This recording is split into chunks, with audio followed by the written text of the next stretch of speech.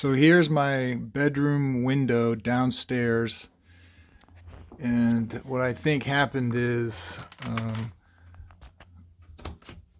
my friend's dad had these locks where the locks come out and then you close it and it catches the frame of the window, right?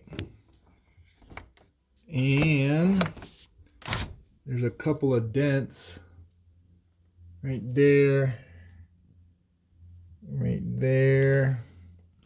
And now the window is like crooked.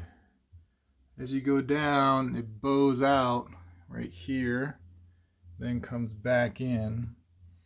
So I can't push it back, and you can this whole rubber thing or this plastic thing is just, it's like it came unglued or something.